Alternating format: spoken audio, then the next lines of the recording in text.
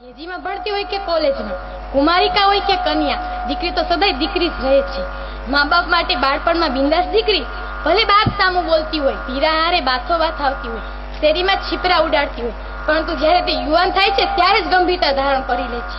લગ્ન વખતે પીઠી ચડી આમ તેમ સહેલીઓ સાથે મલકાતી, આનંદ માણતી, હજુ જાન પરણવાની થોડી વાર છે, પરંતુ જ્યારે ગામમાં કે શેરીમાં જાન આવે છે ને ત્યારે તે વિચાર કરે છે, મારી આ છત્રછાયા જેવા ભાવનો બદલો છોડીને આજે પારકાને પોતાના કરવાનો સમય થઈ ગયો છે.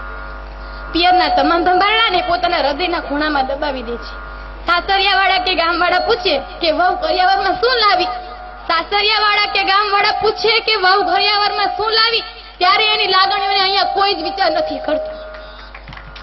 સાસરિયામાં આવતી દીકરી પોતાના બાપના ઘેરથી શું શું લાવી એના કરતા બધું મૂકીને આવી છે. આનો જ્યારે વિચાર કરશે ને સમાજ, ત્યારે જ તેના સંસારમાં સુગંધ આવશે. આનો જ્યારે સમાજ વિચાર કરશે ત્યારે જ તેના સંસારમાં સુગંધ આવશે. નવી વહુનું સાસરિયામાં આવું તે નવા બાળકના જન્મ થવા જેવું છે. અત્યાર સુધી પિતાના ઘરે હતી એટલે કાંઈ ચિંતા ન હતી, પરંતુ હવે ઘરમાં આવતા ત્યારે ચાલતા શીખવું પડે છે. જો સાસુ સસરા કે પરિવારના સભ્યો આવો વિચાર કરે તો દીકરીના જન્મ થયા બાદ પિતાને ત્રીજી અશ્રુભીની આંખ મળે છે, જેના હૃદયમાં હંમેશા છુપાયેલી રહે છે. પ્રકૃતિએ પુરુષને રડવા માટે આ ત્રીજી ગોપની આંખ આપી છે, જેના હૃદયમાં હંમેશા છુપાયેલી રહે છે. અને દીકરીની વિદાય વખતે સાંભળજો તમે બધાય, દીકરીની વિદાય વખતે ચોધારા સુડે રડતો બાપ કેવો રૂડો લાગે છે. દીકરીની વિદાય વખતે આ ત્રીજી અશ્રુભીની આંખ જ્યારે ચોધારા સુડે રડે છે ને ત્યારે દીકરીની વિદાય આપતો બાપ કેવો રૂડો લાગે છે. ઘરમાં જુઓ તો સંતાનો માટે પિતાનો ચહેરો એક આદર્શ, એક વિશ્વાસ, એક આદર્શ બની જાય છે. જ્યારે પિતાની ચહેરાની રેખાઓ દીકરી માટે લક્ષ્મણ રેખાઓ બની જાય છે.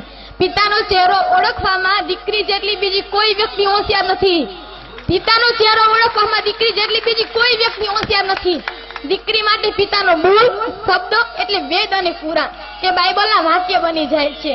પિતા શું બોલ્યા એ સમજવા જ પહેલા દીકરીના હોઠમાંથી શબ્દો સરી પડે છે. હા પપ્પા, એ આવી પપ્પા, આનું નામ દીકરી. જેને દીકરી હોય તે પિતાનો હૃદયનો એક ધબકારો છે પોતાના જીવવા માટે, જ્યારે બીજો ધબકારો દીકરીના કાયમી સુખ માટે છે. કેટલીક વાર દીકરીથી નાનકડી ભૂલ ચૂક થઈ જાય તો દીકરી કહે છે, મમ્મી તું પપ્પાને ન કહેતી. આમ પપ્પાના હૃદય સિંહાસન પર પ્રેમનો અભિષેક ઝીલવા એક દીકરી હંમેશા તત્પર રહે છે, ક્યારેય પિતાની નજરે નીચે બતાવ નથી જાતી. સાસરિયામાંથી અવારનવાર આવતી દીકરી કઈ લેવા નથી આવતી, પરંતુ પિતાની ખબર લેવા આવે છે, પિતાની શારીરિક આર્થિક સ્થિતિ જોવા આવે છે. કઈ વાંધો તો નથી ને? આમ અવારનવાર આવી ઘરના સભ્યોને સૂચના પણ દેતી જાય છે, મમ્મી તું પપ્પાને આદુવાળી ચા આપજે, એમને કફ રહે છે, માટે ભાભી તમે પપ્પાને ગરમ પાણી કરી આપજો. ભૈલા તું મમ્મીનું ધ્યાન રાખજે, હું તો અહીંયા નથી પણ તારા વિશ્વાસે જાઉં છું. આમ દિવસના 1000 કામ વચ્ચે પણ દીકરી પોતાના પિયરનો અને પરિવારનો ખ્યાલ રાખે છે. છેલ્લે ઈશ્વરની એટલી પ્રાર્થના